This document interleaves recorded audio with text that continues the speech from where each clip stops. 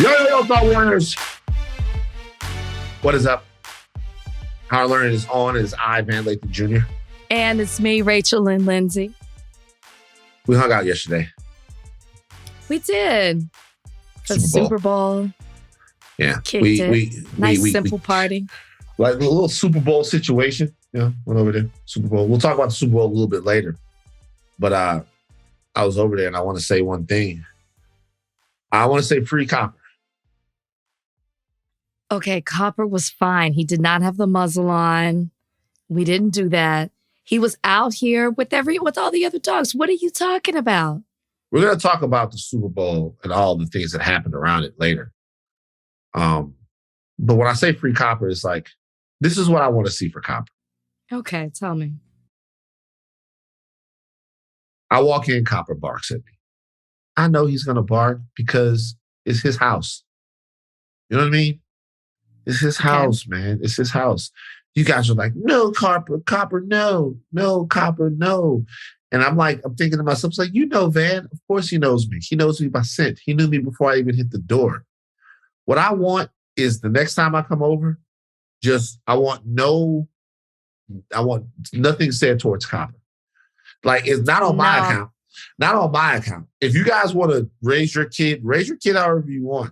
But if Copper nips me, if Copper barks at me, that's Copper's crib. I keep telling y'all, don't weigh him down with all these expectations because I'm there. Don't do it on my account. I've seen me open the door and him literally charge at people.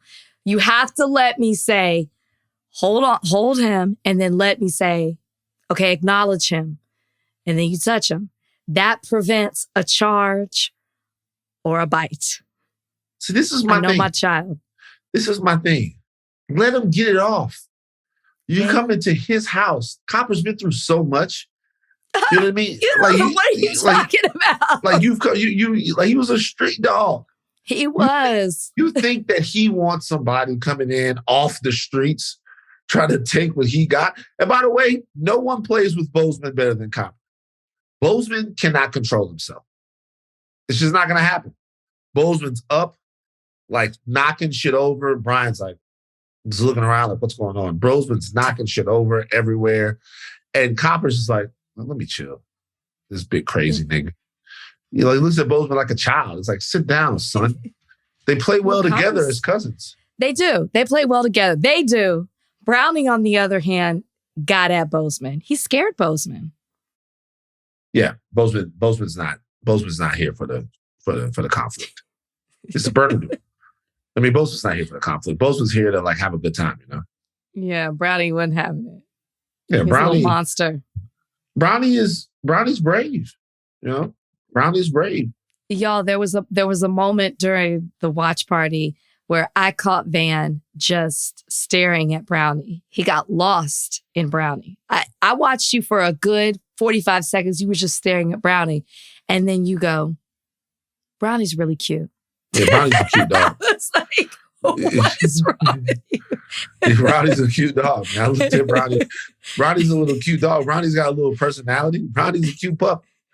I like dogs. Okay? I love dogs. I love Brownie. So yesterday was your first day back in LA because you went to the Super Bowl situation. How was it? It was great. I had so much fun. My voice, it's not even that bad. You know how my voice can get. Mm-hmm. But it was a good weekend. Hit the dinners, hit the parties, did a little networking, did one thing work-wise. I was in and out. A lot of people say, why don't you stay for the Super Bowl? I think that's kind of the deal with me and Brian, because this is a tradition for me to go, because I met Katie at Super Bowl, so we always hang out together. I go out, have a good time, but the deal is I come back and I watch the Super Bowl every year with Brian. I don't stay, because Brian would feel a certain way if he didn't get to go to the Super Bowl. And I get that. He don't want to do all the other stuff. So I come home and we watch it together every year. So no matter, because see, this year it's easy because the Super Bowl was in Arizona. It's like an hour flight. But let's say the Super Bowl would have been in Miami. So then you would have gone to all of this stuff and then flown out Like, I actually did do that. So we lived in Miami when the Super Bowl was in Miami. But Brian came to most of the stuff with me. We went together to all the parties. And the day of the Super Bowl, I flew back. I actually left Brian that time because I had to work or something. I was still freelancing in LA. And there was something I had to do in LA. So I left and I still caught the Super Bowl. Interesting. Yeah, maybe I made it at halftime. Whatever it was, I saw it. I saw Shakira and J-Lo. I think I only missed the first quarter. Shakira.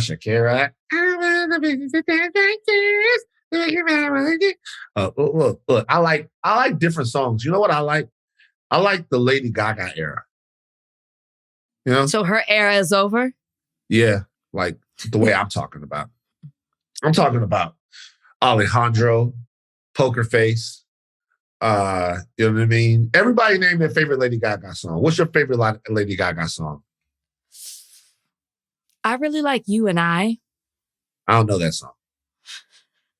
Okay. I don't know it. The Telephone song she does with Beyonce. Song. That's a good. She has telephone, and then she has. I think Beyonce has like video phone. It's two different phones, and like I think I like Alejandro. I just love that song. Really? Donnie, yeah, I don't know why. Donnie, what's your favorite Lady Gaga song? Lady Gaga's era was epic. Yeah, agreed. Mine is Poker Face, but it's a specific one. The one where she's I like the regular one, but I like one where she's playing on the piano, and it's like an MTV clip. Yeah, version. like she plays it staccato. I know what you're talking about at the beginning. Yeah, dun, it's dun, really dun, good. dun, dun. Exactly. Yeah. Ashleigh, what about yours? I like Marry the Night. Like she had, Thank God somebody chose a different song. I mean, they're over here naming her top three. I was like, please, somebody pick a different song. Yeah, it was like a big like music video on MTV, like during like the MTV Video Awards a long time ago. And it was like 12 minutes long and it was like a big thing. It was great. Yeah, she's dope. I remember when they took Poker Face and they made it into that song with Kanye. You know that song with Kanye Common? With Kid Cudi.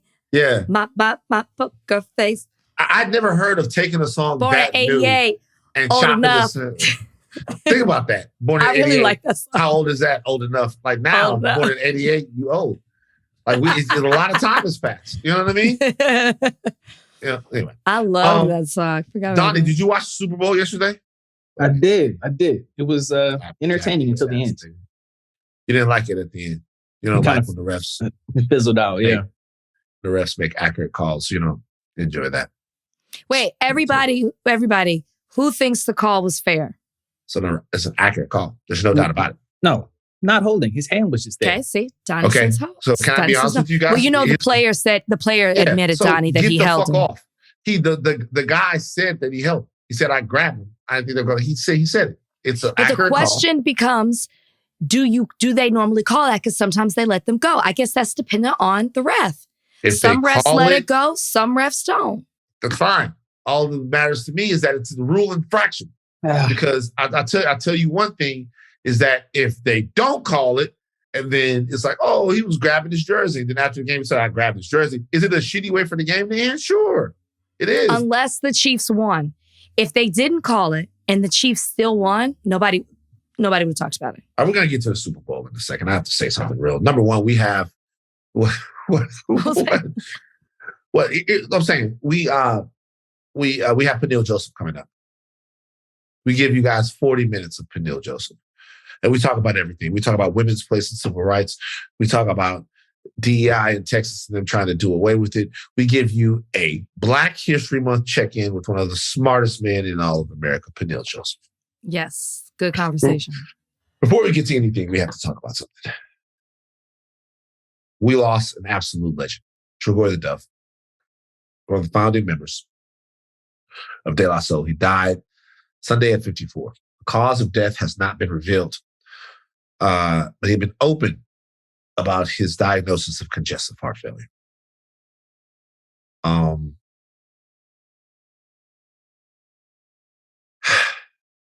Okay. For a lot of you younger kids, you might not understand the importance of De La Soul.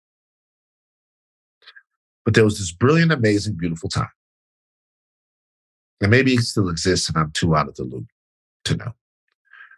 When rap was this fabric interwoven with all of these different threads, where there were gangsters from the West, where they were slick talking niggas from the South, where they were purists from the East. But there's also this brilliant, amazing, jazzy, Afrocentric, offbeat, off-kilter group of guys called the Native Tongue Family. Native Tongue Family, Tribe Called Quest, Jungle Brothers, De La Soul, all of them making some of the most introspective, brave, beautiful, poetic, and enduring hip-hop music ever. And that's what De La Soul represents. De La Soul represents just a purity and a sincerity of artistic expression that you rarely see in any sort of musical genre. And they did it and they became legends for it. And this is the important reason why we have to make sure that we treat our pioneers, our legends, and our building blocks, our foundation in a certain way. For those of you who don't know, De La Soul's music for a long time, due to contract disputes and other sort of red tape musical issues, was not available on streaming services. It is now about to become available. So there's going to be an entire generation of people who are going to be reacquainted and for the first time acquainted with the brilliance of De La Soul. And this brother, who's only 54 years old, didn't get a chance to see that. Now, he got a chance to see all kinds of other things. For the people that know, that care, they were celebrated the way that they were supposed to. But when we're talking about the people that made a way, that plowed a way for hip hop to be what it is right now, the reason why it's important to care about them is because you want brothers like this to be able to smell those flowers. And all of the time that is wasted in these seemingly intractable disputes where they're fighting for their artistic lives and the right to monetize the genius that they put out there, it's wasted time. And we don't know how long they're going to be with us. We just have no clue how long they're going to be with us. So it was doubly gutting to me that this happened just before there was going to be a resurgence and a renaissance of De La Soul. I grew up on the first incarnation of D Nice when he was a rapper. I grew up on BDP. I grew up on guys like Kwame, Redhead Kingpin, you know what I mean? Chubb Rock, all of these other guys that you can consider to be the dudes in hip hop that were, you know, leaders of the new school. All of those guys. Like, I grew up on all of this type of rock. Obviously, the Tribe Called Quest, all of these guys, right? Those guys are important, man. They matter. They're like really, really integral to everything that was going on. They changed it up. They flowed different. They dressed different. For a kid like myself who wasn't slinging no keys or getting no money off the street, it had no holes on the stroll, it mattered. It was important to me. It was fucking important to me. So I hope that everyone understands the genius of De La Soul. My heart goes out to the surviving group members. My heart goes out to everybody in hip hop that's been affected by this. But just like Dilla, you know what I mean? Just like countless others, this one was one that really hurt. It really, really hurt. Yeah, I mean, I'm not really going to add too much to that because what you just said is beautiful and you're obviously way more acquainted with De La Soul's music than I am. I did just interview Paz though. And he performed at the what was it? The Grammys. He performed at the Grammys in the hip hop celebration. So if you haven't already, that's something that put them back out too, because he was out there representing for De La Soul. But yeah, I'm not as familiar. So what you said was beautiful. And that I'll say this, for people who consume hip hop, I think what highlights even more of what you just said is that you look at it, and I'm throwing myself in this, you look at it for what it is right now and not necessarily the originators of it. I'm familiar with names, I'm familiar with certain songs, but not necessarily the history, not necessarily the struggle of the music and the artistry of it. So I think that what you said is so encouraging for people who do consume it to understand it. Yeah. Okay. Yeah, you're right. All right, we're going to take a break. On the other side of this, we're going to come back, talk a little bit about the Super Bowl. Okay, Rachel, your thoughts on the Super Bowl? I thought it was a great Super Bowl. All people from like myself who don't have an allegiance to either team just wanted to see a good game and a good halftime performance, which we'll talk about later. Mm-hmm. That's all I wanted. This was, especially the first half, it was an exciting game. There was the offense was killing it. It was a back and forth. I was personally rooting for Jalen Hurts, so it was really great to see him do his thing. He fumbled. You said what? He fumbled. Cost him the game. It was really great to see him do his thing. His fumble did not cost him the game. The refs missing the call. I'm just kidding. I mean, Jalen Hurts played a fantastic game. Exactly. An amazing game. And he set a record. Historic game. But okay. Stop being negative. You asking me my thoughts? I know. You didn't hear me say, no, it was the refs I'm joking. Yeah. Anyways, I enjoyed this game, enjoyed watching it. It was everything that I wanted it to be. And it was great to see two Black quarterbacks thrive on football's biggest stage. I enjoyed it. I was entertained. It's what I wanted to see, even though it's not necessarily the outcome that I wanted at the end of the day. What did you think? I thought a couple of things. I thought, number one, I couldn't help but feel a little bit like an old Uncle Tom, watching the game. Oh. Yeah. Colin Kaepernick and Eric Reid. You watch football. Not really. I'll be honest with you. I don't really watch. Look, I watch too much of it. I shouldn't be watching as much of it. I just want everybody to know, we're all talking about the football. We're all complicit in one of the greatest misjustices in American sports history. It's just a fact. Don't go down a Colin Kaepernick hole. I'm not going to go. What do you mean it's not a Colin Kaepernick hole? It's a Colin Kaepernick shooting star as a comment. I just want everybody to know this. This is what I want everybody to know. Everybody had a great time. We poured hundreds of millions of dollars of commerce. I did it as well. We all did it. We all had a great time. There's a cost. That's all I want people to know. There's a cost. And for Black people, especially, we got to remember there's a cost. That's all. Okay, so I have to say that. So are we watching it together next year? Next year? So I'm going to be honest with you. I'm working my ass off right now to try to change the fate of Colin Kaepernick and doing everything that I can do. At some point, I'm going to have to punt on the NFL. It's going to be hard. But at some point, I'm going to have to punt on the NFL. That means you can't play the game either. What game? Madden? Yeah, you can't play the game either. I can't play any Madden. No. That's football. I don't know, man. That contributes. Can I tell you something, though?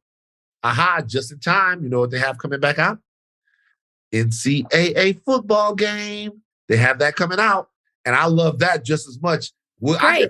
That's what you're going to do. I can make the turn to, but I'm going to be real with you, man. It's going to be hard to give up on some Madden. But we'll see.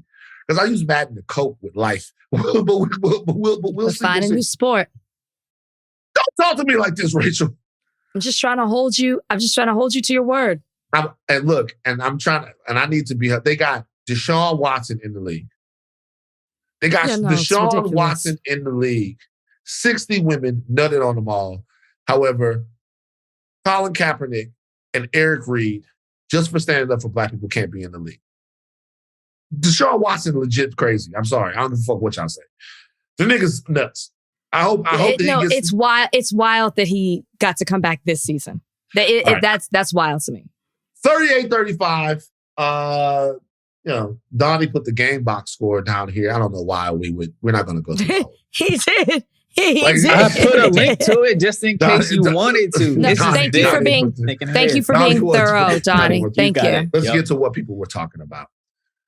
Rihanna's halftime performance is what we're talking about. Some people were mad at Riri because Riri was a staunch supporter of the movement back when it was very fashionable to be a staunch supporter. Things have changed, and now Riri is doing the halftime show. Whatever, Rihanna can do no wrong. I love her. However, we should all be we should just know. It should be top of mind. Anyway, what did you think about the halftime performance, Rachel? Thought it was great. Okay. I really thought it was great. I was excited to see Rihanna on stage. Yeah. She could have stood there with the microphone, not moved her head, and I would have been excited just to see her in all her glory at the halftime show being Rihanna. That's it. So for me, we watched it in a room full of people. It was me, Van, Cleek, and Brian, and the dogs. And I would say about 10 seconds in, we all kind of started to look at each other. Like, who wants to be the first one to say it? Mm. Who wants to be the first one to ask the question? We immediately started asking ourselves, is Rihanna pregnant? Y'all started asking. I didn't ask. What was the first thing I said? I said, I do not believe that it is fair to ever speculate that. Because you were looking on Twitter and you were like, Twitter is going off. And I'm like, I pray to God she is. Of what people were saying. Because people were about the halftime show. I will never forget Joe Knox, who was my cousin's dad, my grandmother's sister's husband. One day saw my mom in the grocery store and asked my mother if she was with child when my mother was not pregnant. And my mom was pissed and hurt. I never speculate on whether or not a lady's pregnant or not. You know what I mean? More people need to follow suit. I was not. So it was like, y'all, she could not be. So I just did it. I just couldn't believe how everybody was talking about it without knowing. And because not like we've seen Rihanna that much in the public eye. We're seeing her a lot this week because we knew she was performing. She's been doing press for it, but she's also been very covered up. If you look, she's been very covered up. Anyways, I was shocked. And I said, I pray she's pregnant because I cannot imagine. And Rihanna doesn't seem to be bothered by anything. But I would have hated for people to be speculating in that way. And she wasn't. But she is. And it's been confirmed. And that's beautiful. And I think that's great. And I think that adds to how historic, or that it was historic. It's the first time that any halftime performer has performed while they were carrying a child, while they were pregnant. Yeah. I think that made it even better. It was beautiful that was her, that she gave it to us in a very subtle way. She wasn't out loud with it. She didn't drop a microphone at the end of her performance and then reveal. Wow. I'm kidding. I actually loved when she did that. I'm kidding. I'm just messing with y'all because y'all get so mad at me. Y'all get so mad at me. I'm kidding. I actually loved when Beyonce did that with Love on Top. I loved that performance. Telling you. No. I'm putting it on the gram. You every time you come at Beyonce. Don't clip me out though when I say I'm kidding. Don't clip me out. Anyways, I love that she did it in a subtle way. And it was genius to me because it had everybody talking. The game had started and we were still trying to figure out if Rihanna was with child. It was a genius moment. She had a vibe. I think a lot of people wanted her to be over the top. Rihanna is a vibe. There is an energy about Rihanna. And she was giving us all of that in the performance. I loved it. The performance itself, to me, went from being a performance that was sort of unremarkable to one that was insanely remarkable. And that's just the way this goes. I keep telling people this. It's like people go, well, it was whatever. The performance was whatever. But once you know the context behind it, it becomes one of the most amazing performances ever, right? Because think about it. Right now, if I told you Giannis had a game where he went out and he was 7 of 27 from the field, right? And he had, 22 points, and made a bunch of free throws and whatever, and just like Giannis had a bad game. But if I told you that he had like a torn labrum or something like that while he was doing all of that and gutted out a victory for his team, even though he shot poorly, made it to the line a bunch of times, played defense, it changes the perspective of the performance. To me, for her to be up there, for her to be way up high like that, and to do all of this stuff while with child, amazing. It's amazing. It was fantastic to see her. It shows the commitment that she has to her fans and to everything else, that she got up and gave a performance, you know what I mean, while she was pregnant. It was Rihanna, so you still have fun watching her. At first, it seemed like, oh, she isn't really dancing that hard. She isn't really doing whatever, and you're wondering if she's been gone. But you realize after that she's pregnant, and it changes the context of the performance in a really good way and makes it one of the most meaningful Super Bowl performances of all time. It's not the best Super Bowl performance of all time, but it's one of the most remarkable and meaningful Super Bowl performances of all time because it's the first time anybody ever performed up there with a baby in their stomach. God damn it. Yeah. All right. Super Bowl commercial time. I have a soapbox. Go for it, because you were way more into it than I was. We were talking about this yesterday, right? I have a soapbox about Super Bowl commercials.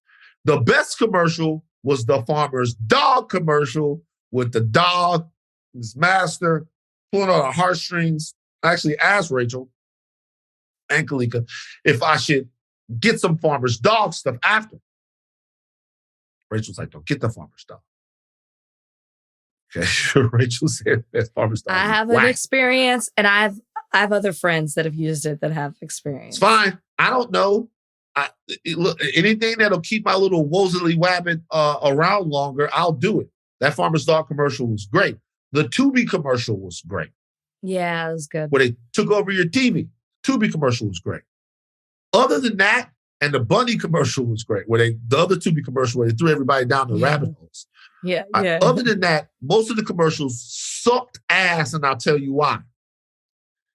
We went from this time back in my day where we had all kinds of amazing commercials. We had the Clydesdales, we had the Bud Bowl, we had Spuds McKenzie, we had the we had all kinds of different commercials that people did. We had Doritos commercial, all of that stuff, right? Basically, what we have now with the Super Bowl commercials is 150 different celebrities hawking shit or doing shit from movies from the 80s and the 90s. It's, to me, whack as fuck and indicative of where society is. That's lowest sort of effort, right? Rather than give you a new movie that you can go see, they give you some kind of IP regurgitation of something that came out 15, 20, 30 years ago. Rather than actually give you like a commercial that's about something that's kind of cool, that sparks like a cultural phenomenon, fuck it. Let's give Adam Driver $10 million and just let him hawk something. Let's put Will Ferrell in something. Let's put Kevin Hart in something. It's just lazy and whack and no creativity. We're in the era of mid. It's the era of mid. Everything is mid. You get all excited for all of this stuff, and at the end of the day, it's fucking mid. It's just okay. The game was going to be a great game. We're going to see Jalen Hurts with a chance to drive the field, to tie or go ahead in the game, depending on what happened. You know what happened? Something that happened, just make it mid. Just make it a little mid. I don't know. I wasn't feeling the Super Bowl commercials. Rachel, what about yourself? No, I mean, we discussed it. I too was like, if I see one more celebrity at this point, surprisingly, the celebrity commercial that I liked the most was the Dunkin' Donuts commercial. I thought that was cute with Ben Affleck and J-Lo, especially because he's a super fan of Dunkin' Donuts. So I understood the attachment to it. But other than that, it was almost like a Marvel movie. At this point, if you're not in a Marvel, all celebrities want to be in Marvel movies. It's the new thing. Everybody's like, I want to be in a Marvel movie. Sure. Or one thing. It's like a bucket list thing on their career because Marvel is the hottest thing and they have such a huge fan base and it's huge for you to get into that world. That's what I'm feeling like with Super Bowl commercials at this point. I mean, who are you if you don't get a Super Bowl commercial? That's what it felt like. And it's going to be worse next year. It's going to be worse. You know what? We talked about this, but after going through the whole game, it made me miss the crypto commercials where there was just silence and there was a QR code. There was a QR code. Crypto was a celebrity last year. And then the whole game is also like, the whole game is like, here's who's in the crowd. Here's Paul McCartney. Who gives a fuck? They do Paul that McCartney, every time. I don't give a fuck. I'm sick of it. I'm here it is. Hypocrisy time. Hypocrite time. It's time for the ex-TMZ guy to say that this entire celebrity culture thing, which we'll be covering a little bit later on this podcast as well, it's just, there's a limit, guys. There's a limit to where it starts to just get whacker and whacker. And to me, just watching the commercials used to be dope. You know what I mean? They used to be super awesome. And now, that's why the Farmer's Dog commercial was the best commercial. It was a real commercial about a real pup. You know what I mean? About a real pup. I actually like to see who's at the game. Why? Why do you care about who went to the game? It's just interesting to me. Like and I'm not even a big person who's into celebrity like that. You know, I'm not name dropping my friends every chance I get on this podcast. That's not me. The ding rule exists for you. But I like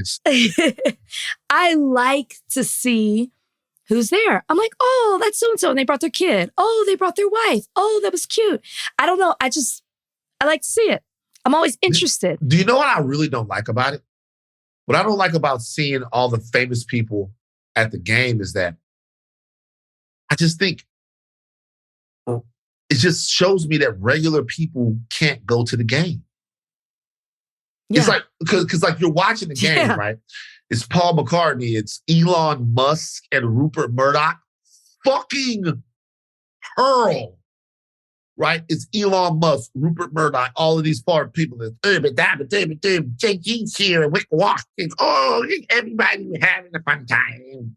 Beyonce, and all of this stuff is going on. And I'm thinking, live in a place where like a regular person can't go to the Super Bowl. And I'm not sure if we should live, you know what? I would like a world where a regular person would be able to go to the Super Bowl and have fun at the Super Bowl. And it's a memory for some kids somewhere that will be able to go to the Super Bowl with their family. Maybe it would cost a lot of money, but at least it's something that's aspirationally affordable. But in the way that we're living now, the Super Bowl it's something for the NFL, and it's only for famous and rich people. It's just, I don't like that. It's always been that way. That's not true. But you could apply. It hasn't always been expensive to go to the Super Bowl. It's maybe been expensive, but it hasn't always been. Like, a lot of these things are changing like this. Like, I go back right now. I challenge everybody to do something right now. Go watch an NBA slam dunk contest on the fucking on YouTube. Go watch an NBA slam dunk contest from 1995 or 1996, and then watch it now. Now, I will say that the slam dunk contest audience is better, like, for some reasons, because there's more Black people in the slam dunk contest. All-Star Weekend has changed. But also, you just see more like families there. Like, you just see more like people there. They're like, but now when you look at the game, you see all this stuff, it's like, oh, shit, J. Cole about to come out and dunk. That's cool. I don't know, man. You know what, though? I guess for me, I never even thought I would be Super Bowl adjacent. So as a consumer of football, I don't know if I ever desired to go. I mean, well, Cowboys, I guess, back in the day. But I thought it was cool. It was this bigger than life thing. And I never really looked at it as I'll be able to go. I just love to watch it because for me, it was like, wow, it's the Super Bowl. It's this fantasy. So I don't know. I don't know if I'm like sitting at home mad because as a civilian, I can't afford to go to the Super Bowl.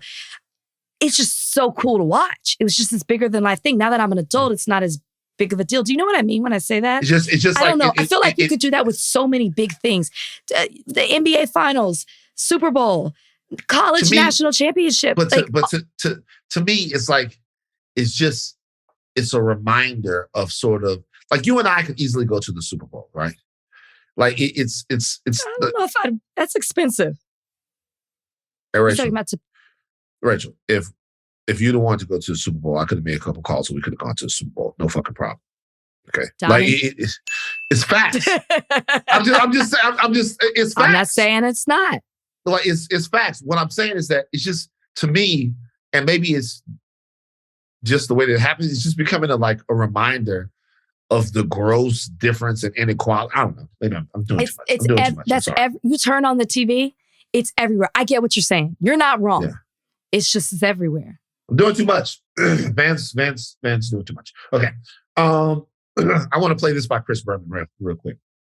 I don't know if you saw this. Chris Berman had a message for everyone during NFL primetime.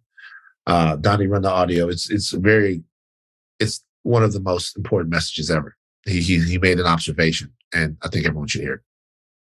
But also, of course, two African-American quarterbacks starting against each other in the Super Bowl for the first time, fittingly. February 12th is Abe Lincoln's birthday. Here we go with the highlights. Okay. Who was sitting at the table with him? I believe it was Steve Young. Was Booger? Was it Booger? And Booger, I think Booger was there. Yeah. Okay. This is not like it's not like he said two niggas that started the Super Bowl or something like that. But this is the type of shit that I'm talking about. Mm-hmm. Nigga don't give a fuck about no Abe Lincoln. This is a deeper, it's like fittingly on Abe Lincoln's birthday. Let me tell you, for anyone that might be listening and wonders, why is that irking to Van? Because it gets on my fucking nerves because in some way it's saying that Abe Lincoln, a white guy, is the one that is responsible for the advancement. And that's exactly what it's saying. Guys, this is the problem. It's just like, man, because I don't want to not act like the Emancipation Proclamation isn't important. I don't want to act like that's not a big deal, right? But if you know your history and context, to just say on Abe Lincoln's birthday, the nigga who freed the slaves, look at these two blacks play football. It's odd. It's off-putting. It's weird. And it's like, there's this kind of underlying subtext. It's like, yeah, you walk around, you see a black guy do something. Hey, shout out Abe Lincoln. No, not shout out Abe. Not shout out Abe. I'm like, for real, Chris? And he's old. He probably thought he was being real as shit. Yo, man, Abe Lincoln's birthday, two black guys. He probably was doing y'all, white people, I promise, man. No. It's gravy. Just relax. Y'all gotta relax, man. But this is why it rubbed me the wrong way. Like I laugh, but one, it's just such BS. It's as if not you. Yes, that is Abraham Lincoln's birthday, but you're saying it almost as if we should be thankful. It's historic for this, and fittingly, it's this appropriately that it's his birthday because Black people should forever be thankful to Abraham Lincoln, which is not historically accurate, which highlights a deeper issue about why, they're trying to change education and not allow certain things to be taught in school. It's because Chris Berman is of the generation where he was taught, and we were taught this in school too, that Abraham Lincoln freed the slaves, and we praised him, or we were supposed to praise him and look at him as some sort of deity for doing that to us as Black people, when the reality is Lincoln didn't even believe that Black people should have the same rights as white people. Okay? So that's the kind of history we need to be talking about if you dive deeper into it. So that's why this irked me, because that's not actually how we should be perceiving Abraham Lincoln. Chris Berman is younger than I thought he was.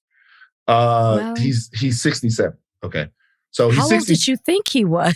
I thought Chris Berman was in his 70s for sure, man. Okay. I thought Chris Berman was in his 70s for sure. So Chris Berman is younger than I thought he was. Okay. All right. So here's my thing with this. I understand that. the frustrating thing is that in all of the time that Chris Berman has been doing this thing and all the time Chris Berman has been on television, he's been a household name, that there's been no evolution of his thought. That's the scary thing. The scary part of it is not what you were taught. Okay. The scary part of it is what you haven't learned since. And so for me, yes, like someone who's kind of, you know, obsessed with like decoding things, and probably it's a coping mechanism. It's not something, it's like I do it because I have an anxiety disorder. It's like, whatever. I always need something running through my brain. But just to think that it's 2023 and we're still back to the shout out to Abe Lincoln situation. That's like a 1975, 1970, at best 1985 framework. You know, and it's not the I was worst, taught that. I was taught in school about it's not the glory of Abraham Lincoln. Worst thing in the world to say, but it's just so fucking odd in the times that we live in today. That's not odd. He's a 67-year-old white man. No. It's not odd. I know what you mean. But I'm saying it's fitting to use a word from Chris Berman. It is very fitting for him. It's not shocking to hear him say that. It just highlights the issues that we have in this country. And as you pointed out, that there's no desire to be better. Chris Berman's, it's just funny.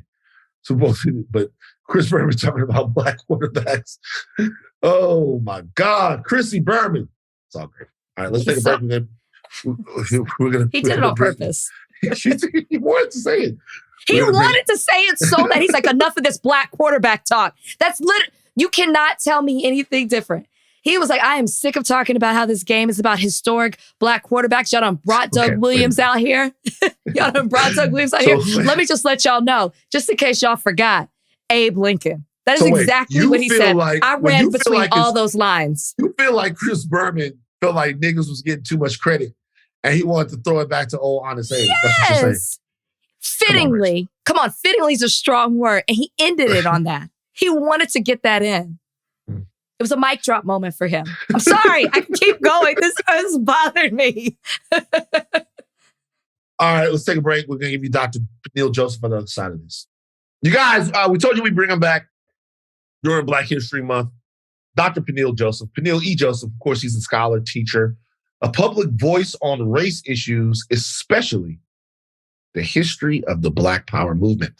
Joint professorship appointment at the LBJ School of Public Affairs and the History Department at the University of Texas, Austin. Ooh. Don't be a hater. Ooh. We told you guys to pick up the sword and the shield, the revolutionary lives of Malcolm X and Martin Luther King Jr. We told you guys to pick up the third Reconstruction. You should also pick up Stokely. If you look back right here, Stokely, you'll see right there. Wait until the midnight hour. You'll see right there. The sword and the shield. You'll see right there. And other books that Dr. Joseph told me to read. The third Reconstruction, you'll see all right here. All right. Are you at home, Ben, or is that your home office, or is that your I'm actually at your house. This is your bookshelf. If you turn around, I'm at home. Yeah, look at Dr. Joseph's bookshelf. So many books. Yeah, there's a lot. You had something to say when you came on about what's going on in Texas. Tell us a little bit about it. Yeah, Texas is under attack. You know, people talk about DeSantis in Florida, but the great state of Texas is under attack. Greg Abbott, Lieutenant Governor Dan Patrick, not only are they trying to ban the teaching of Black history in K through 12 education, but they're trying to ban the teaching of and just diversity, equity, inclusion in all state agencies, right? And when we think about DEI, I actually am associate dean for DEI at the LBJ school. That's really the whole idea of bringing equity to the curriculum, the culture, the community, and the composition of state agencies, higher ed. It means bringing Black and brown, queer, just folks who've been marginalized to the table. And of course, they're all qualified, right? We never bring people to the table. It's like what you all do. You're not trying to say, hey, somebody who can't do it, we're suddenly giving them access. We're saying people who are qualified for whatever it is they want to do, but who aren't just white, male, straight, who've dominated everything since the birth of the country. So they're trying to ban that in Texas. They're trying to ban tenure. They're introducing a bunch of new bills. So this is, they're trying to turn Texas into Florida, and it's really dramatically bad. And the basis of this is basically, anti-Blackness. Soledad O'Brien just tweeted the idea when Marjorie Taylor Greene says she could have used no wokeness at the Super Bowl, that wokeness is just a phrase for not just Black, but probably a racial slur, as white supremacists say it, right? So when they say it was too woke, they're basically calling us the N-word. So that's where we're at. So when people say the anti-woke bills, or DeSantis has the Stop Woke Act, and that's where we are. So this Black History Month, we have to understand what our priorities are, especially the theme is resistance. But in Texas, Rachel, Texas is a great state, and there are people struggling for Black freedom and citizenship and dignity, and for Hispanic folks and Asian folks and queer folks and poor white folks in this state. But there's a whole other history of Texas that's a really rugged, rough history. And that's the history that kept us out of UT. UT was founded in 1983, and it's founded as a segregated school. And the reason why that should be really important for us is that that's founded only 18 years after the end of the Civil War. So UT should not have been a racially segregated school. We had just fought a civil war where over 700,000 people died. So UT would not be racially segregated, but it still was. So we have a hard history, and this Black History Month, it's still playing out here in Texas. Yeah, you mentioned Texas being a great state, but it seems that the other side of Texas is what's louder than anything else. We talk about DeSantis and Abbott on this podcast quite a bit, and I swear they're in a competition of who can be more outrageous, racist. It's wild how these two are going head to head. And if Florida does it, you very well know that other red states, Texas being included, are going to do the same thing. This state representative, Carl Tepper, who filed this bill, he said that DEI doesn't stand for diversity, equality, and inclusion, that it stands for division, inequity, and indoctrination. Oh, all I was going to say is, yes, please speak on that. And then also, based on how we've seen other things go through, Congress in Texas, see things get passed, see things move forward, how likely do you think that this is going to be another thing that they are successful on with their agenda? Well, because Texas has been racially gerrymandered for decades and decades. Remember, Texas is the home of the all-white primary that was challenged in the Supreme Court 1927, and it was an all-white Democratic Party. So we have to remember the parties flipped. The contemporary Republican Party is actually the old Democratic Party, which is the Dixiecrat Party and the party of white supremacy. That's what a lot of people kind of don't understand that, but that's what happened starting in the late 60s. What was the genesis of that flip? Tell them, Dr. Joseph. The flip was done because of civil rights. Lyndon Johnson said after he passed the Civil Rights Act and the Voting Rights Act, we've lost the South for a generation. But it was for more than just a generation. The racist white South went and incorporated and took over the entire Republican Party. That's what they did. And it wasn't just MAGA. It is old Dixiecrats these are the people who they killed Schwerner, Cheney, and Goodman in Mississippi in 1964. They murdered Emmett Till in 1955. When they were looking for Schwerner, Cheney, and Goodman in Mississippi, they dragged several rivers for 2 months, and they came up with 8 torsos and heads and limbs of Black people who had been lynched and placed in rivers in Mississippi. True story. This is 1964. They finally found the bodies of Schwerner, Cheney, and Goodman, 2 white, 1 Black, on August 4th, 1964 in Mississippi in an earthen dam. That's where they found them, right? And so, this is the history that we should be talking about. But it's also, we talk about resistance. We should be angry. We should be angry. I saw, Van, your interview with Acho, and that's one for the books, the legendary interview. But we should be angry. And I think that even as, some folks might not feel so connected to this history that they feel they're sort of above it and can be really cool about it. But this is our history, and this is our people being attacked and being killed. And we should be angry. We should certainly organize that, but we should be mad. We should be mad and we should be upset about this. So I understand, and we should feel passionate that this is not the kind of world we want to live in. But we have to understand that what's going on now is exactly what was going on in the 1860s and 1870s and 1880s. For a second, forget the 1960s, forget King, forget all the stuff you see in the media. In the 1860s, 70s, and 80s, including right in Texas, I've got Merle Petrie has a great book on Black leadership, which is really just about Black Reconstruction in Texas, who's Merle Petrie, great historian at Texas Southern University, African-American woman, Merle, last name is Pitre. These are the people who do the root work. She has a great history book about Texas Southern University too. So when we talk about HBCUs and Texas Southern and why it's so important, right? But this is what was happening to us right after we got voting rights. This is what was happening to us right after we got birthright citizenship. We were being oppressed with these laws and this legislation that said Black citizenship and dignity was reverse discrimination, that it was reverse racism against white people. So this is an important time for us, because everybody who thought to themselves, you grow up and you think to yourself, man, what would I have done in those times? Whether it's the Black Panthers or Martin Luther King Jr., Angela Davis, or Reconstruction, Frederick Douglass, Abraham Lincoln, you're in it. You're in it right now. These are the times. So this is not this high, you can't sit back and say, oh, these other people did it for me and they achieved for me and now I've got it easy. You're in, just an updated, evolved version. They didn't have Twitter or Now Spoutable with Chris Boozy. They didn't have that. Shout out Chris.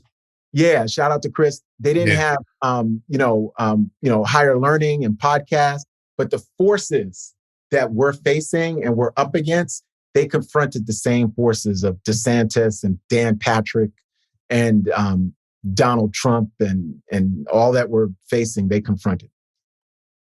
So I want to ask you about something before I get to the sort of civil rights aspect of our talk. I want to ask you about not a specific case, but an overall idea.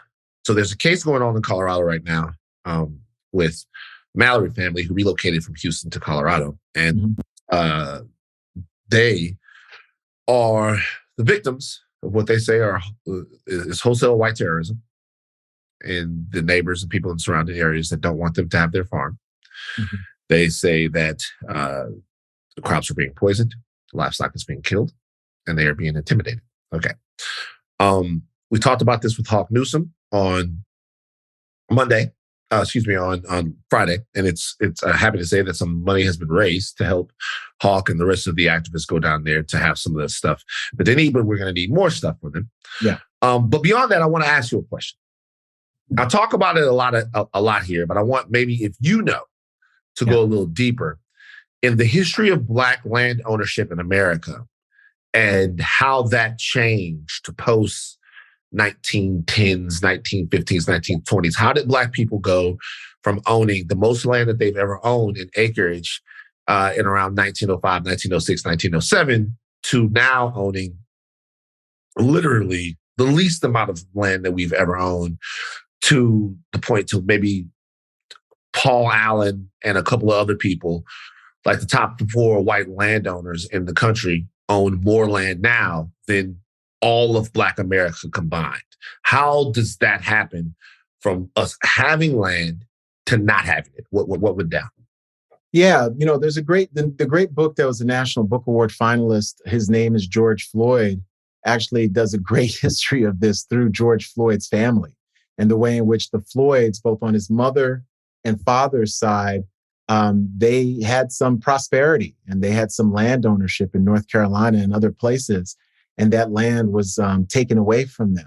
So it's a number of different ways, both I'll say legally and extra legally. And by legally, these are things that should not have been legal, but they were legal because it was against Black, right? The extra legal, I mean, is the violence, the terror.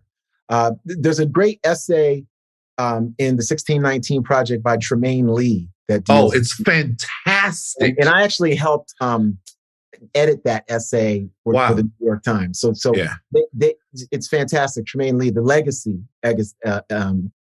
chapter, and also the chapter dispossessed in dispossession in 1619 Project.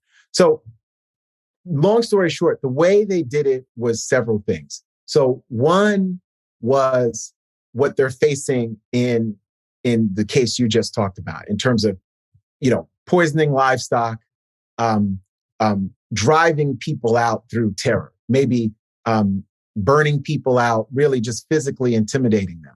Another way of doing it was just simply not acknowledging Black ownership of the land.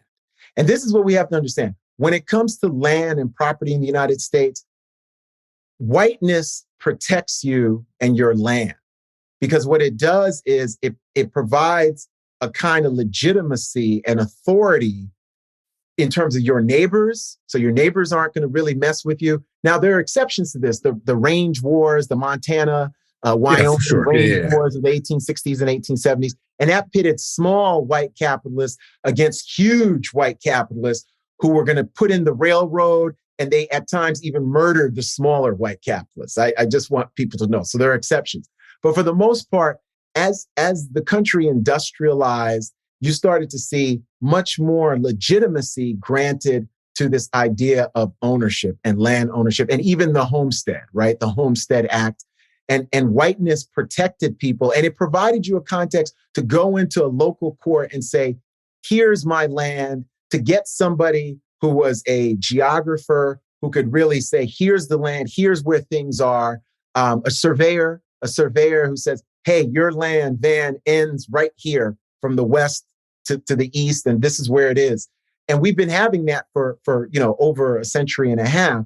Black people didn't have that luxury. So even if they had land that they had purchased, a lot of times locally, that purchase was not accepted. Or even if it was accepted in one historical era, in another, when Black people became more vulnerable, it was not accepted. So it became almost impossible to transfer generational wealth. And this is where we get to the heirs property in the Black community, because and there's been some great work done on heirs property where you're not able to just say, hey, my son, my daughter, my family is going to get this property. And then legally, anybody who's related to you, this has happened to Prince. There's 100. Explain them what heirs property is real quick. Heirs property is the idea that if you don't have a will, and this happened to Prince left no will. And there are 140 living relatives connected to Prince biologically, who then put a claim in on his hundreds of millions of dollars estate, right? And so basically, if you don't leave a will, anybody who is your biological heir, this can include cousins, it include aunts and uncles, certainly your children, can make a claim on the estate and on the property, right? And that becomes really, really hard to deal with, because unless that group of people are all in together and saying, here's how we're going to divvy this up, what people did with heirs property was they would buy up a share of somebody's claim, right? White folks would buy up a share of somebody's claim and then make claim to the entire property, So that was one of the ways, but it's many multiple ways, including courthouses that won't accept wills that were drawn up by African-American lawyers. I mean, this is crazy, the way in which the land was taken away, including, the New Deal takes away a lot of Black land, right? The Agricultural Adjustment Act, which is supposed to help white and Black farmers, doesn't give any money to Black farmers and allows white farmers to buy out Black farmers, right? And both the New Deal and even before the New Deal, depressions that happened in the context of World War I and the Great Migration, what white farmers often did was turn Black owners of acres of land into sharecroppers and into debt peonage farmers for them, right? And so this is a combination of racial terror, of the law, of Black people at times leaving land that they owned because they didn't want to die for that land anymore, right?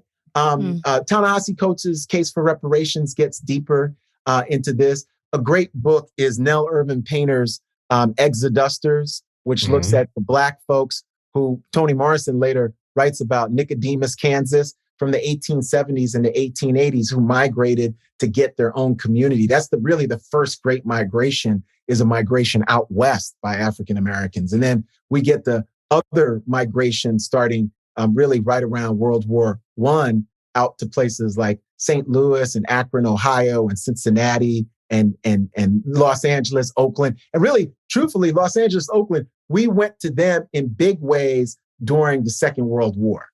And we went to those places because, and that's why you have a Calabama accent, right? Houston, a lot of people from Houston went to Los Angeles. Why? The war is so crazy, and there's a manpower shortage, human power shortage.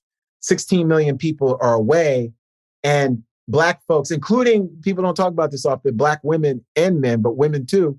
There's a Black Rosie the Riveter, called her something else, not Rosie, Okay.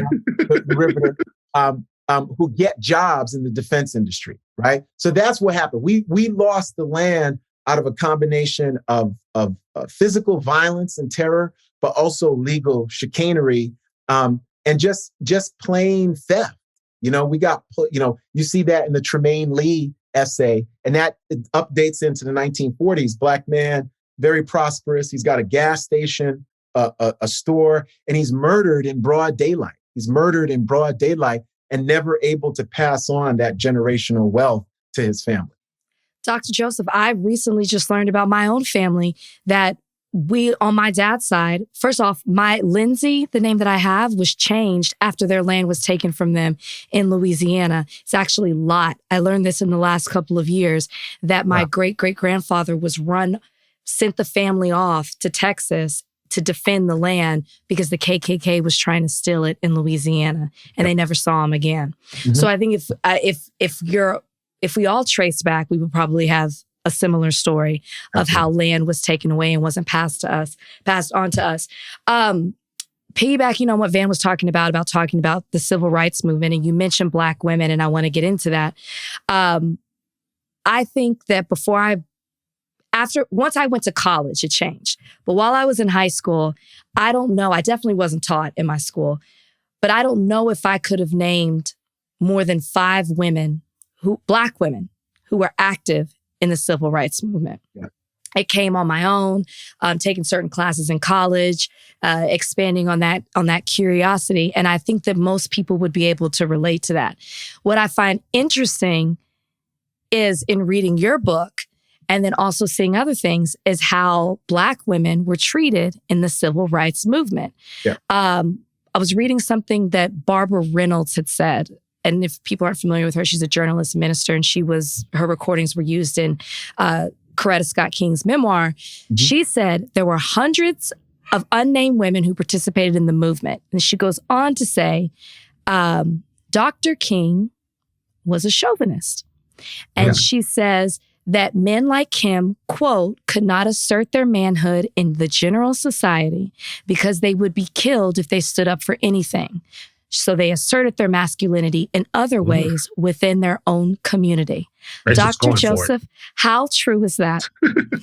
Yeah, no, that's real. That's real. I think it's really complicated. I want to break it down, but Martin Luther King is part of a patriarchal, sexist, we could say misogynoir tradition, both in the Black church and in the Black community. I also think it's very complicated in this sense that when we think about gender and we think about patriarchy in the Black and white community, people can do multiple things at the same time. They can have multiple identities. So you can have, and just to name some Black women from the civil rights era, because you said 5, there's everybody from Mary McLeod Bethune, of course, Ella Baker, Fannie Lou Hamer, Angela Davis, but Fran Beal, Gwen Patton,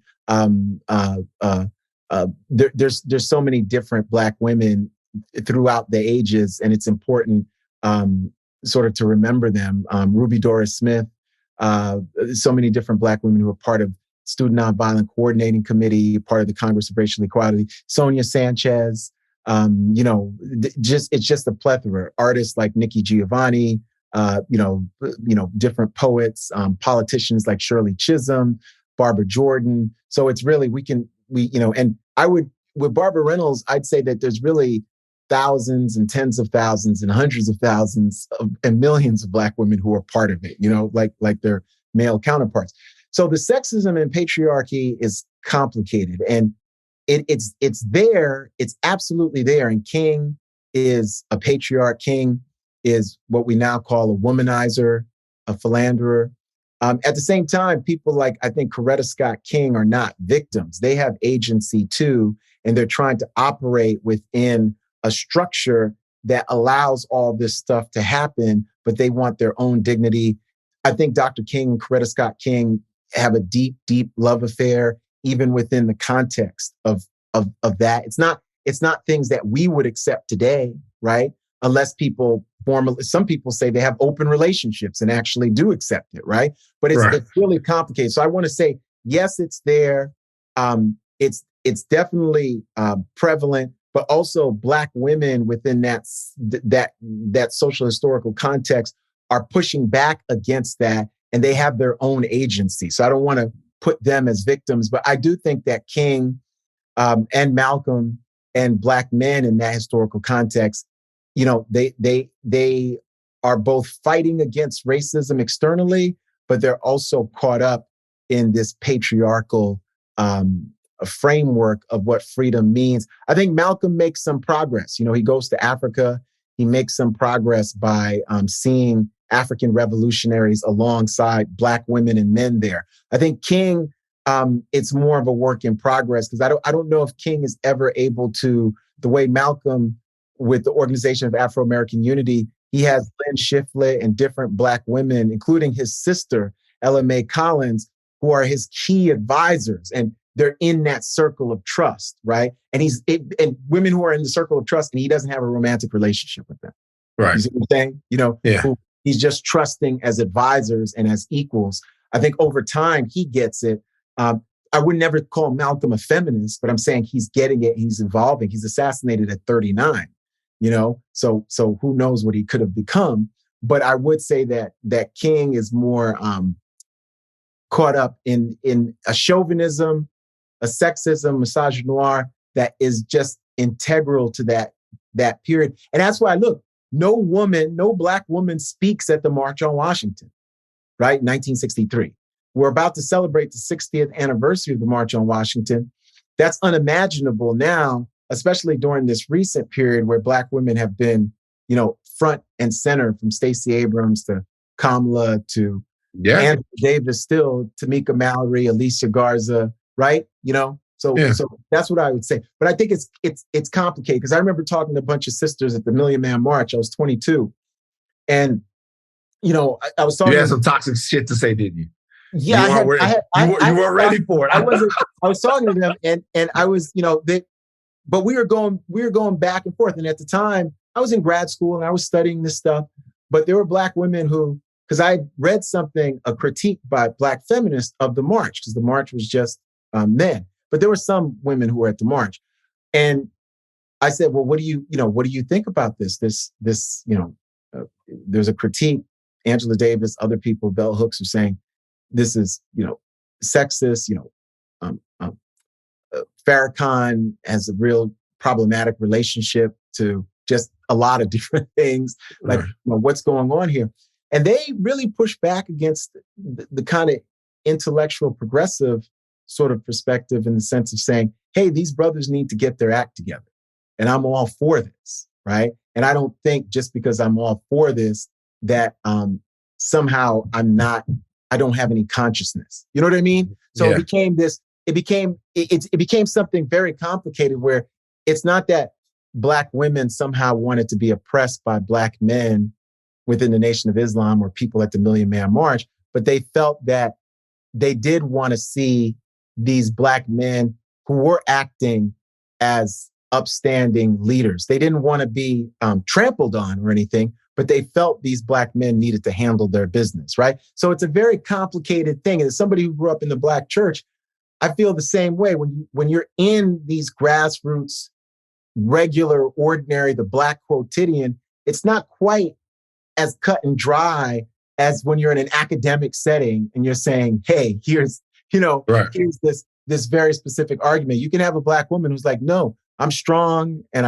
I'm brilliant, but I do want somebody who is going to be there for me in the context of the family, whatever you academics call that. Do you see what I'm saying? And it doesn't mean you can invalidate my experience because this is how I want a relationship, right? So it's a really interesting, and that's why I said it's complicated, right? Because we can hold these ideas, but then how do we actually live our lives? Right.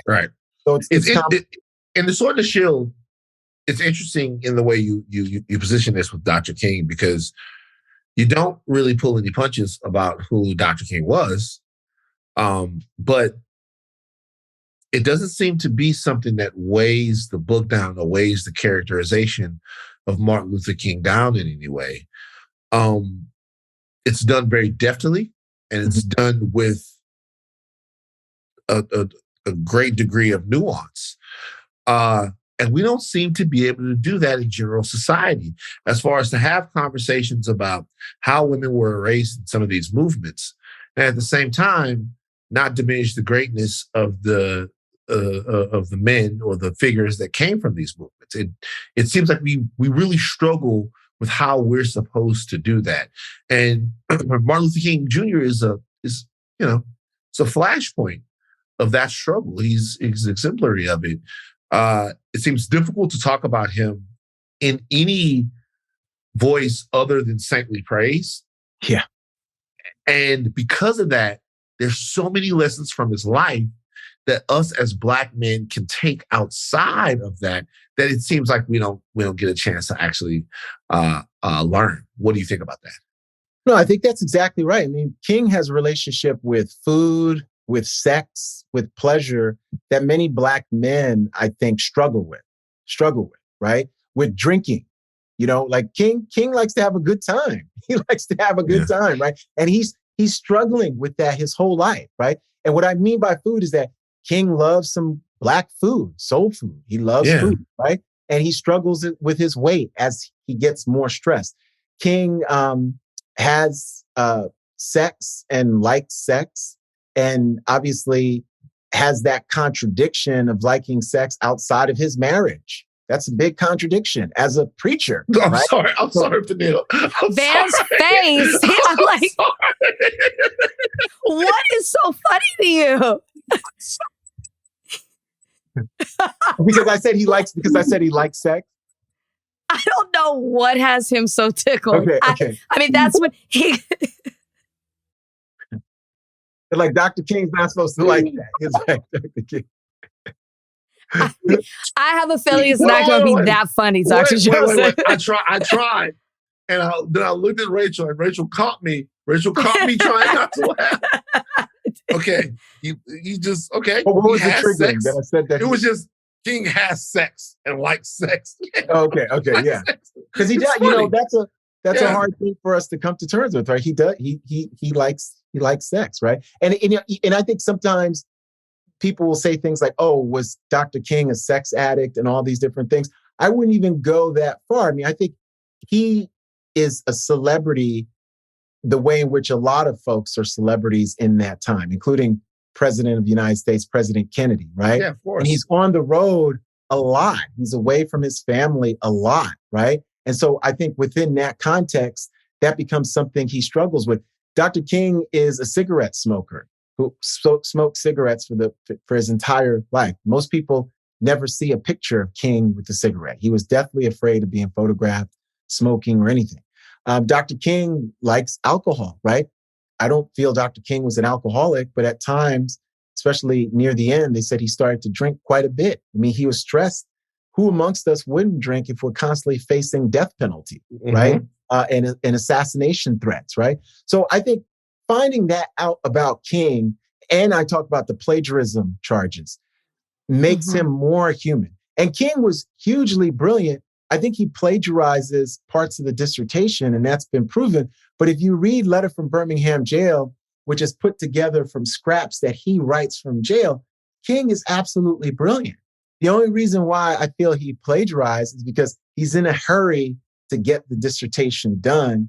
He's about to get married. He's about to start a new job, and he becomes really sloppy and just takes these shortcuts. I think all these things make him much more human. And as a Black man, he struggles with ideas of masculinity. And you can see it in The Sword and the Shield when at times he's extremely angry with what Malcolm X is saying. He's so angry that by May of 1963, after Malcolm is calling him anything but a child of God after Birmingham, saying that he's a coward, he's this, he's at a huge rally, 35,000 people in Los Angeles, and he's talking to Malcolm without ever saying it. Sammy Davis Jr. is there, everybody's there. And what he says is that nonviolence is a tool of people who are powerful, who are courageous, who are muscular. And then he says, it's the cowards who won't embrace nonviolence. He's talking about Malcolm X. He's talking about Malcolm X. He's saying, you're the coward. I'm not the coward. I mean, and King practically wants to say, MF to this guy. You know what I'm saying? Yeah. So King is like us. Like he's just more disciplined publicly, right? But King, I mean, there's parts of King that wants to get in a fist fight with Malcolm. Run me my fade, Malcolm. Yeah. Yeah. Like, who are you? Who are you to challenge me with everything that I'm going through? So he really teaches us a whole lot about being, trying to be a complicated Black man who is not oppressing Black women, who's not mistreating your children. King never hits his children.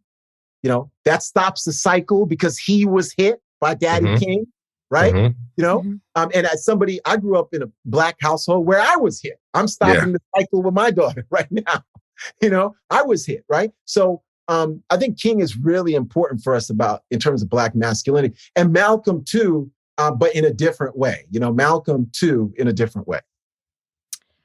I am curious if a conversation was ever had publicly where there was some acknowledgement from the men and Black men in the civil rights movement of how they weren't treating the women in the same way. And I say this because it's obvious at this point that we know now that the civil rights movement could not have happened without women. They were organizers, they were educators, they were strategists, they were writers, they were heavily involved. I mean, Dorothy Height, shout out to Delta Sigma Theta Sorority Incorporated. I mean, she was on stage at the March, Van Stop. She was on stage at the March on Washington. And the Civil Rights Act in 1964, which I think sometimes people forget about, did not include sex. It didn't originally include gender. Yeah. That didn't come till later, which also shows that women were placed on the back burner. And I'm just curious if there was, because I read something where James Farmer has talked about later in life about Dorothy Height and spoke towards that and how she often wasn't interviewed by the press because of sexism. But were there any men that were speaking up and saying, no, we gotta include the women. We gotta give them leadership roles in these organizations. We gotta make them the face of some of this. Was there any of that? Well, I think that there's going to be some in activist organizations, certainly like SNCC, the Student Nonviolent Coordinating Committee, and there were Black women like Gloria Richardson and the Fran Beals and the Gwen Pattons who are leaders in SNCC, Ruby Doris Smith Robinson. So yes, I think there were. I think they weren't happening enough at the national level because by the time you get to the national level, groups like the Congressional Black Caucus and a guy like Jesse Jackson, they thought, for instance, when Shirley Chisholm ran, that it wasn't going to be good if it wasn't a Black man to run. So in the context of the 1970s, says, look, we still don't have a woman president. We still have never had a woman president in the United States. So it was perceived as weakness. And part of that has to do with the fact that the freedom dreams of the Black freedom struggle have always contained a tension where they run along multiple tracks. One track interprets freedom as a kind of Black male patriarchy that mirrors white male patriarchy, with Black men in an unfettered way, having the prerogatives of white male patriarchy. So we become the new capitalist, the head of the household. In a way, the Nation of Islam, for all of its radicalism, and there are aspects of it that are radical and militant, is quite conservative in wanting that kind of small, petty bourgeois, black male, patriarchal capitalism. There's no room for people who are queer. There's no room for women's leadership other than the way in which the box that black men might be putting them in. That's one version. Another version is a very expansive version of black women as co-architects. And you can see that with Ida B. Wells, Anna Julia Cooper, Frances Harper, Mariah Stewart, Nanny Helen Burroughs, certainly Dorothy Height, Mary McLeod Bethune, just so many different others, right?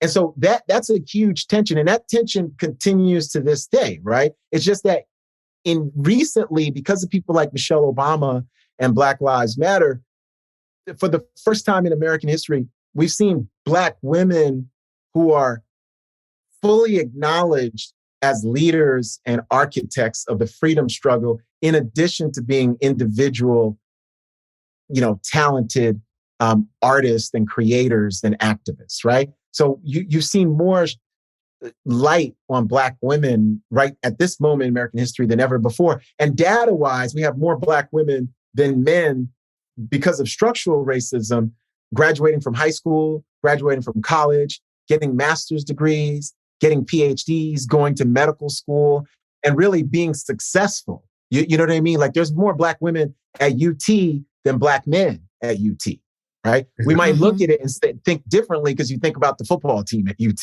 or the basketball team at UT. But black women are finding much more success in higher education, much more success in corporate America.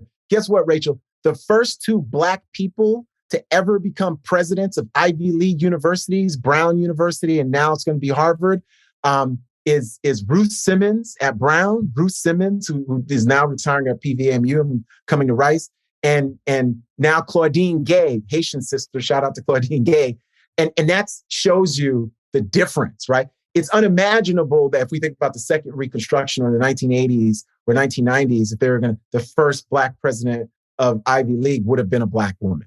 You see what I'm saying? Harvard's first black president is not Barack Obama, it's Claudine Gay, right? And so it's showing you something about the valence and the leadership, the stature of black women in American culture that didn't exist before. You know what I mean? When you just see it. So it's really there. And I think even still, though, within our community, there's tensions about what does that mean and how do we both, in terms of if you're an ambitious black woman, ambitious black man, be on the same team. And I'm not talking about romantically, I'm just saying on the same team, because there's really competition, right? You know what I mean? Like, because we all know we live in a capitalist society. There aren't slots for everybody. Yeah. You ain't all going to be president of Harvard, or everybody's not going to have a nationally broadcast podcast. You know what I mean? Right. Yeah. So now we really are in a kind of tension, but we can also be in solidarity with each other, which is the better route, I would argue. Give them a book. Give them a book. We're going to start doing this. Peniel Joseph's Book of the Month. You must read this book, okay? Wherever the book is, it could be one of your books, Peniel. It could be a different book. We'll give them a book. Give them a book to read. Do it now. You know, I love a couple of books. Dante Stewart's Shouting in the Fire, an American epistle, and it's on religion. Dante is somebody to have on the show. He's a former Clemson University athlete turned writer, Black Pentecostal who went through the white evangelical church and is now out. Oh yeah, I gotta read that. Yeah. Radical Black figure who talks about anxiety, depression, talks about trauma and grief. Really brilliant brother. We just had him at University of Texas down here, and he just lit it up. Dante Stewart, Shouting in the Fire, is one that's really brilliant. Just one. They did. Just one. Don't weigh him down, Peniel. Hold on. Shouting in the fire. Shouting in the fire. Shouting in the fire. Don't weigh him down, Peniel. We'll bring you back on. We'll bring you on, and we'll do Peniel Joseph's Book of the Month. Shouting in the Fire. That book Oh. should be a bestseller. That is a unbelievable book. Yeah. And what did you say? What did you say Dr. King liked? What did you say? Never mind. Okay. You guys, that is that's Peniel Joseph. Look, the erasure of Black women in these movements will not continue. It's important to know how integral we've been together as allies culturally, Black men and Black women. Okay, it's very important. It's very important. Peniel Joseph from the University of Texas, LBJ School of Hard Knocks. We appreciate you coming back on Higher Learning, bro. Book of the month. Every single month, we're going to give them Peniel Joseph's Book of the Month. We need to do this. And then at the end, what's the second month? So at the end of the year, we'll round them all up. Okay. All right. Thank you, brother. Thank you for joining us, man. Thank you always. Okay. Peniel Joseph, genius. I know. So good. Those students are so lucky to have him. Are you serious? Yeah, maybe they are. Maybe. Yeah, maybe they are. Maybe they are. Maybe I should be teaching them. Who knows? I could teach them all kinds of things. I could teach a Marvel class at the LBJ school. I could teach a class. Well, that's a public policy school, so no, you wouldn't be. I could do nothing. Peniel Joseph is the man. You could teach a Marvel class, though. An intellectual hero. Actually, no. Do you know how many people out there that know so much more about Marvel than me? Really? Oh, my God. Whatever. All right. Speaking of powerful messages, I would like to hear a powerful message from the White House about what's going on in our skies. Okay. I'm not sure what's happening. I'm good. You don't care? No, I care. I find it terrifying. And I would just rather be ignorant. I'm not in a rush. Please don't. No, I care a lot. Okay. The U.S. has shot down 4 objects in 8 days. This is since the Chinese spy balloon situation. There have been 4 of the objects that have been shot down. It's just unprecedented in peacetime, people say. Lake Huron shot down an unidentified flying object, unidentified object. Okay. Canada, unidentified object. Joe Biden ordered these things to be shot down. What are you shooting? What are you spraying around? You just cut one? Copper keeps passing gas. Oh, copper farted. Do you do that thing to where, do you get gassy? Is that a thing with you? All the time. You do. So I'm a gassy person. I'm very open about this. Okay. So you're gassy and then you spray that. So how do you know when it's you or when it's copper? Okay. I always can tell when it's me. I can feel it leaving my body. Sometimes it happens to me and I don't know. Sometimes that's not me. I'm not loose like that. Yeah. Copper, on the other hand, it's the medicine that he's taking, and it is just foul. Just gets it, right? Spraying it. Yeah. Okay, so part of the reason for these shoot downs is a heightened alert that we're under following the spy balloon that got shot down. This is according to General Glenn Van Herk, who's the head of NORAD and the U.S. Northern Command. He said this in a briefing with reporters. Since then, there have been fighter jets that have been all over the place, and they've shot down stuff over Canada, Alaska. Pentagon officials have said that they pose no security threats, but so little was known about them that the Pentagon officials were ruling nothing out, including UFOs. Okay. This is a frustrating situation for me for many reasons. Okay. I don't feel that we're getting the transparency that we should be getting from the government on this. What are you expecting them to tell you? I'm expecting, look, I understand that the situation is still pretty fluid. But they've shot the stuff down and they know what was shot down. Right. I don't think they know. They know not to call them balloons. They're calling them objects specifically, and they're not ruling out the fact that it could be something extraterrestrial. I honestly, Van, that's enough for me. They don't even know how they're flying. That has also been revealed. They cannot figure out how the things are flying. I'm out. So one of the objects shot down was cylindrical and silverish gray with no identifiable propulsion system. Another was shot down, small, cylindrical object. The third was an octagonal structure with strings. I'm good. I feel like they know more here. I feel like they know more here. I don't. This is where I get into my tinfoil hat shit. I feel like they know more here. I feel like there's something to be known. Look, this could be the beginning of sort of the end. No, I would say some escalating tensions between the United States and China or other people. Or Russia, yeah. Or Russia. I read about different spy planes that we've had.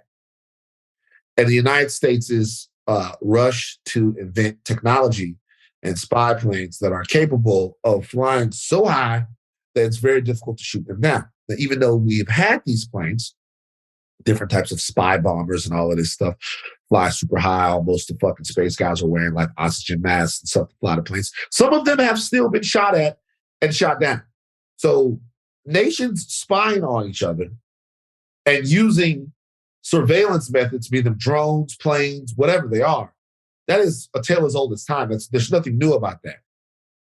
This right here is peculiar in the frequency and in the short time in which this has happened. And also the relative caginess from government officials on this. And it's even more scary if the shit, they have it and they don't know what it is. Because guess what? They're supposed to know what it is.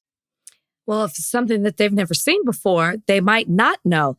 I think you're wanting to hear something from them that they really can't give you.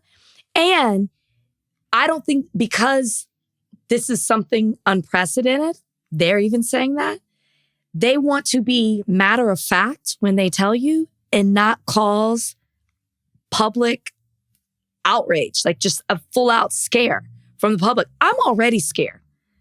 And I think them not knowing, because that's what I really think it is, and them not knowing, like it not being matter of fact is even more terrifying to me. That's what I think it is. If you don't know what it is, how do you even know that you should shoot it down?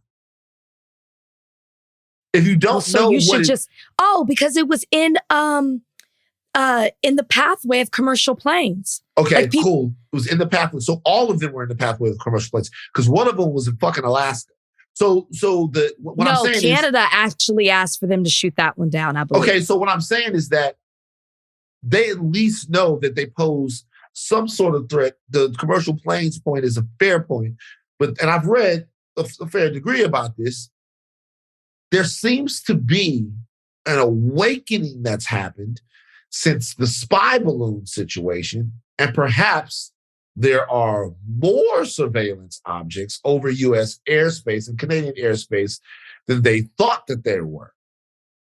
And for some reason, they either don't recognize these objects or they don't want to tell us that the Chinese are looking as hard as what they are, or some other nation is looking as hard as what they are.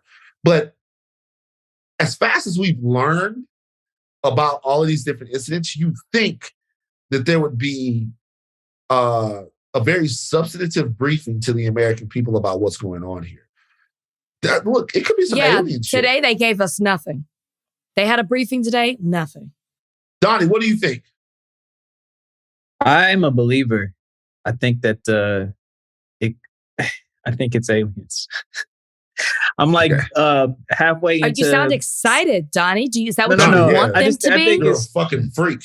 It sounds crazy, but I don't know. It's like I'm in an alien mindset when it comes to, I think, like right now I'm halfway through the first season of X-Files. So I'm like, this is the timeliness of this. Speaking Jesus of, Christ. like it feels like Ashleigh. Yes. It's real. What do you think? I mean, Donnie's excited over there. I think it's terrifying if it is aliens. The government lies about lots of stuff, so why wouldn't it be aliens? You know what I mean? Or it's something even worse. It's like a country doing some weird stuff. So I don't know. I mean, what would you rather? Is that your serious question, Van? Would you rather it be some spy intelligence or extraterrestrial activity? Well, so this is the thing that I believe about aliens fundamentally, right? I believe that if the aliens are coming here, there's just no good reason for them to come here. Yes, it's not curiosity. Hawking said that that the aliens would come within 150 years or something like that. And he said if they did come, then the odds are that they were nomadic killer aliens that had exhausted all the resources on their planet. And they were looking for a new planet to take all the resources from, because it's a very long way to travel. Okay. Now, that is very terrifying. Stephen Hawking. Rest in peace, Hawk. Like, it is very terrifying. I tend to believe there are other people who think it's different, right? Other people who think it's maybe not Sagan, and other people who think it's not who they might come here and be nice, and you know what I'm saying? We might start sharing candy and like going, whatever. But that's very scary, obviously, because we'd be dealing with the technology and the civilization that we can't really match wits with if they're coming from that far away. If it's spy stuff, it's not that big of a deal to me. We spy on them, they spy on us. This is the deal. You know what I'm saying? I mean, we might not send... This is the deal. We might not send balloons over them, but we definitely during the Cold War and at other times have had planes flying around taking pictures of people. It's kind of a deal. You know what I mean? So, hold on. The White House did say this today, though. There's again no indication of aliens or extraterrestrial activity with these recent takedowns. This just came up. It says John Kirby, who's the spokesperson for the National Security Council, said that all manners of innocuous craft can fly at the same altitudes. That includes aircraft used by companies or countries for purposes that are not nefarious at all.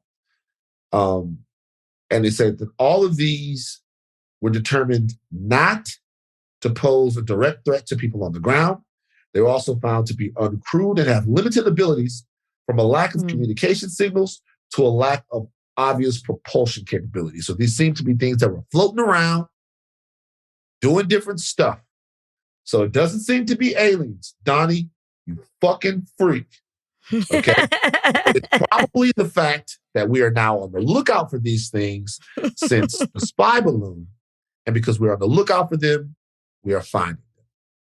Okay. One more time. We're not going to do the DDG versus Ruby Rose versus Halle Bailey thing because it's just too much. But I do want to talk about this Idris Elba situation. Are they your friends? I don't know any of them. They're just kids, man. They're like some babies. Ruby Rose. I know who Ruby Rose is because, but like, I don't even know who DDG is. I don't know who that is.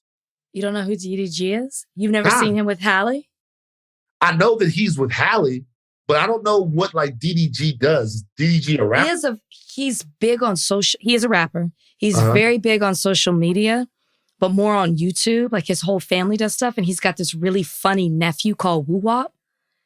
And did you ever see? He had this viral moment. The little nephew. He's a really funny kid, and his dad or somebody dressed him up as like an emo kid. And when they took off his like veil or whatever, he had like spikes on his necklace and like all these, he was emo. And he started singing the song, I want to kill my mom, I want to kill my dad. And like he stood in front of a room of like Black people and they were like, what the fuck? And he was like, I'm going to sing it to you. Anyways, Woo Wop is hilarious. He's hilarious. Hilarious. Right. So that's how I got to know who DDG is because of Woo Wop. All right. So they're all going back and forth. It seems like Ruby Rose and DDG or whatever, and Halle's in the middle of it, whatever. It's really kid stuff. I really don't know what's going on. No, I don't want to get into it. Idris Elba, though, he says that he stopped describing himself as a Black actor because it puts himself in a box, puts him in a box. He opened up about race and nationality in a new cover with Esquire magazine. Says, didn't become an actor because I didn't see Black people doing it, and I want to change that. What? I did it because I thought that's a great profession and I could do a good job at it. As you get up the ladder, you get asked what it's like to be the first Black to do this or that. Well, it's the same as it would be if I were white. It's the first time for me. I don't want to be the first Black. I'm the first Idris. Stop describing myself as a Black actor when I realize it put me in a box. We've got to grow. We've got to. Our skin is no more than that. It's just skin. Rant over. Okay, since then, Idris Elba has come out and said that he identifies himself as nothing more than a strong Black man. He's a man. He's a strong Black man. He understands what it's like to be a Black man. However, as an actor, which is his profession, as John Boyega came out, shout out to John Boyega. John Boyega came out and challenged Idris Elba on this. And Idris Elba said, look, I'm a Black man, but as an actor, doesn't think the Black thing is necessary. Rach? I mean, what else are you as an actor? What do you mean, what else is he? He's an actor. He's fucking Luther. Okay, but that's what I'm saying. But every time you step into one of these roles, you're a Black man in these roles. Do you know what I'm saying? So it doesn't make sense for him to say, don't put me in a box. When we look at you on the screen, we see you as a Black man. When you play Luther, you're a Black man. I don't understand. I understand what he's saying, but I also don't understand what he's saying. Do you see what I'm saying? Yeah. You might want people to see you just as an actor, but they will always see you by your color first. And if you do identify yourself as a Black man, then walking through this earth as a Black man, that is the first thing that people see about you. Maybe he's saying he doesn't want it to be so much of a conversation because everybody has been speculating whether or not he's going to be the next James Bond. And if so, he would be the Black James Bond. And so maybe he's saying, I'm tired of that conversation surrounding it. But if you're the first Black James Bond, you should also understand what representation means and how important that could be for people who grew up watching James Bond, who are fans of it, to now see a Black man step in that role and be I've never seen a James Bond movie, but to step in that role and be cool, calm, and collected as James Bond comes off being, see a Black man do that. That might be powerful to some Black people for representation's sake. So I don't really understand. I don't understand where Idris was going with this. I really don't. Or why he felt the need to do this. So there's a fork in the road here. There's like a split. For you? No, I just think period. Okay. It's important to talk about. Okay. So I don't look at Black as an individual characteristic. And I think that might be what separates the two methods of thought. Black to me is not an individual characteristic. I have scaly feet from basketball. My heels are all messed up. My toes are messed up from all the time I put it on the court, getting buckets. Okay, that's an individual characteristic. Something that other people might have, but that's something that I've done to myself. Black, to me, my Black is not just who I am. It's the culmination of who millions of people have been. And I know that sounds like bullshit. I know that sounds like an impossible burden. And I know that sounds like something that's unfair. But to me, it's insanely liberating. And not just liberating, it's empowering to know that my life represents something, that my life is a part of something, that my life means something in terms of a culture that is a lot bigger than me. So if I were to ever become the first Black whatever. That wouldn't be something that would be for me. That would be something that would be for us. That would be something that would be meaningful to people who have survived and persevered under these really crazy odds. And so there's something that's missed when you take this huge cultural situation and you shrink it down. Now, I understand for his life, that's fine. He wants to be, he doesn't want that whole thing. He doesn't think that that's a part of it. Like when he acts or goes somewhere, he wants to be free from that. To me, it's not a burden or an albatross. It actually is part of what gives me my wings, is the fact that so many other people, women and men, have really had to put on for me to be in this situation. And you know what the funny thing about it is? The funny thing about it is we understand that, or they want us to understand that with everything except for our Blackness, right? Everything except for our Blackness they want us to get, right? So if we're watching the Olympics, they want you to care about the medal count of America. They want you to care when somebody is waving an American flag. They want you to go somewhere and be an American. You know what I mean? They want you to go somewhere and be a representative of a country or a culture. They want you to feel that that's important. And if you're not a patriot, then they tell you that's bad. They say, hey, not caring about all of the people that came before and the total cultural weight of where it is that you are from. So they want that to mean something to you. Because that's the thing that makes you go fight somebody and kill someone. That's the thing that makes you go spy on someone. That's the thing that makes you sacrifice. Right. That's the thing that makes you do a little bit less for yourself so that you can do it for everybody else, the fact that you care about being in America. But when it's about being Black, they don't want you to care about that. They didn't want you to take all of the incredible sacrifices that people have made in the diaspora worldwide, because Idris Elba is not a Black American. And so there are things that here, just keep it all the way gangster, there are things that we would get or feel the need to identify with here that he might not, because he's not a Black American. But still, in terms of the diaspora, the worldwide Black struggle, there should certainly be things that Idris Elba understands about the struggle of being Black. But when it comes to that, they want you to forget it and be like, hey, I'm not this thing. I am Black. I am British. I am Idris. My Blackness has nothing to do. My Blackness doesn't give me the strength or the poise that I might need to deliver this role. My Blackness doesn't give me the focus. You know what I mean? There's no part of me.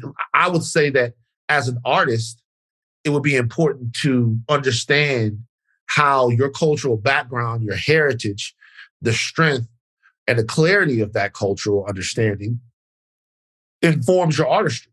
That's what I hear when I hear Bob Marley. That's what I hear when I hear Stevie Wonder, when I hear Muddy Waters. That's what I hear when I hear Bono. You know what I'm saying? That's what I hear when I hear the Cranberries. That's what I hear when I hear the Beatles. When I hear all of these different people, when I see all of these different people acting and doing their things and creating music and art, I hear the power of their culture, who they are and what they are, informing their art and making it better. Yeah. And I'm not offended by what Idris Elba says. So I'm working very hard to be less offended. But I'm just looking at it like, why is being Black the first Black, the Black this, the Black that, not an intense sense of pride? Why does it have to be something that, what's wrong with that? Just because you're the first Black don't mean you can't be the other. Barack Obama is the first Black president. He's a good president. You know what I mean? It's like, just because that doesn't mean that that's all you have to be. Why is it limiting? Like what? And look, if he doesn't feel that way, he doesn't feel that way. But I don't want there to be this misunderstanding that we don't bring that shit with us. And we need to remember and be a part of, you know what I'm saying? So it's just, I don't know. I just don't like the public announcement behind it. It's like, why? I don't know what question was posed to him, but I don't I don't understand why you felt like you needed to give that response. So I'm not offended, but I do think that what he's saying is problematic because this is where you take that type of quote, where you see the other side take this quote and say, see, this is how Idris thinks. Why don't the rest of y'all think like that? Why can't we all just put our color to the side? Our color to the side, our race to the side. I mean, look, I'll be real with you. If I wanted to be a cynic and an asshole about it, the thought would be maybe he wants people to know that he feels that way and he thinks that would help him get the James Bond role. You know what I mean? But I don't think I've never seen Idris Elba be anything other than a really stand-up, amazing guy who represents various parts of where he's from. His African roots, we've seen him really embrace. Obviously, he's a proud Englishman. And when he's come over here, he's been one of us. You know what I mean? Mm-hmm. So it's like, I just don't think that it's necessary for you to stand there all dripped in chocolate and just tell people you're not Black. You know what I'm saying? It's like, or to tell he's just, come on, man. All right. It's just, I just don't know what this is. I don't either. It's like, all right, cool. Hey. No, it's not cool. It's just, look, I don't want. Whatever niggas be on is what they be on, man. But come on, goddamn it, man. You don't want to be Black. This is the fucking shit. You don't want to be Black. Think about it. You gotta want to be. I'm not even talking about as a man because he said he's a proud Black man. I'm talking about as a Black actor. Yeah, think about what that represents. You don't want to be with Denzel and Angela Bassett, huh? You don't want to be with motherfucking Chiwetel. You don't want to be. You don't want to be so with many Lupita. Black You don't want to things. be with Michael B. Jordan. You don't want to be with Sidney Poitier. You don't want to be with Cicely Tyson. You don't want to be with motherfucking Bill Duke. You don't want to be with Lawrence Fishburne, huh? But you've done so many Black things. You've done Eddie Murphy. You don't want to be with them. You've done The Wire. You've done Tyler Perry movie. A movie like it's so Black. Daddy's Little Girl. So Black. It's so Black. You know what's crazy? It makes you feel like, you reached a certain level. Now you don't want to. No, it's just crazy though because they would have never put Justin Timberlake in Daddy's Little Girls, and Justin Timberlake would have never been Stringer Bell. You got those because you Black. Okay, listen. I love Idris Elba. I hope he's born. You know, just come on, guys. Let's, man. Come on. Woo-hoo. You know what I mean? Come on, guys. Don't do us like that. Bubby. Van Series question of the week. Is Idris Elba Black? Shut up. Don't do it. Just like, that's like not to Esquire. If you're in the room. Don't do it at all. No. Wait. I say, if you're in the room and it's you and Spielberg and the rest of them, and you feel like you got to get your shit off that way, nigga, I'm not even going to it's not for me, but I'm not even going to trip. It's not to Esquire, though. Because the writers at Esquire are like, ooh, interesting. And of course, they're gonna leak the nigga shit. Anyway, Idris will be Bond. I love Idris Elba. We all got to continue to learn and continue to grow. So, all right, take your thinking caps off, but do not stop learning. I'm Van Lathan Jr. I am Rachel Lynn Lindsay. Bye, guys. Peniel Joseph.